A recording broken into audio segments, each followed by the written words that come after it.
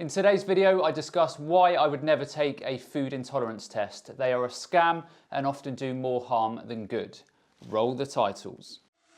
For the record, I'm done trying to make y'all comfortable. For the record, you ain't trying to grow, then it's done for you.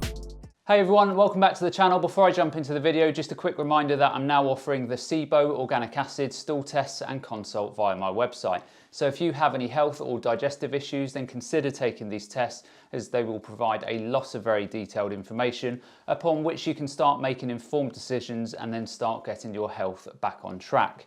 And on that bombshell, to the video. So one of the most common questions that I often get as a nutritionist is when people have food intolerances and sensitivities, and they ask whether they should do a food intolerance test to see what foods are causing them issues. So over the last 5 years, these tests have become common testing methods for doctors, nutritionists and dietitians alike. And I will tell you what I tell every single one of my patients, and that is to save your money. There is not one credible bit of evidence to substantiate these type of tests or the claims behind them. So in today's video, I will explain why food intolerance tests are a complete and utter waste of time, an absolute waste of money, and why they often do a lot of harm when used. So let's get to it. So to start with, you need to understand the difference between an allergy and an intolerance. So food allergies are reactions to food proteins, so that is proteins and not fats or carbs. And there are three broad groups of immune reactions, so IgE mediated,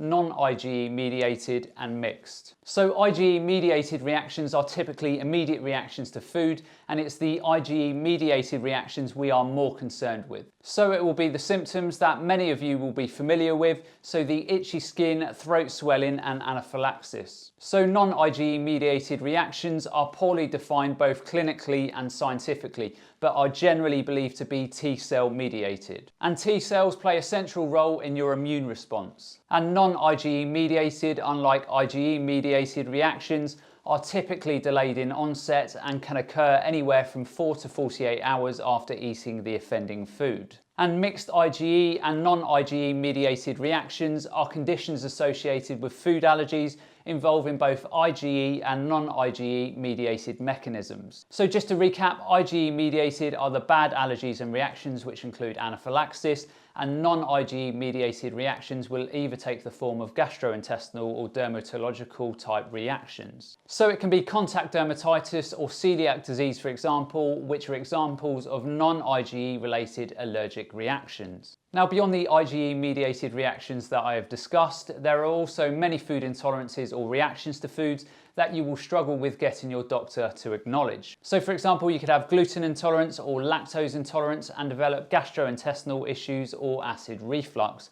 And broadly speaking, food intolerance is a catch-all term for anything not covered under the IgE umbrella. Now, the IgE mediated reactions are fairly easy to test for. You just go and see your doctor or allergy specialist, and you should be able to establish whether you have something like celiac disease fairly quickly. Next, we come to the fraudulent food intolerance testing offered by functional doctors, nutritionists and dietitians. And these food intolerance tests are testing for immunoglobulin G and not the IgE mediated reactions that we have already discussed. So quite simply, IgG antibody testing will only enable you to identify what you ate recently. It absolutely will not help you to identify your ability to tolerate a certain food. This is a fraudulent test and is nothing more than a money-making scheme. So if any doctor, nutritionist or dietitian tries to offer you an IgG test to help you identify your food intolerances, then run an absolute mile from them. There is zero evidence to support these tests, and in fact there is some literature available that suggests that IgG may actually be a marker of food tolerance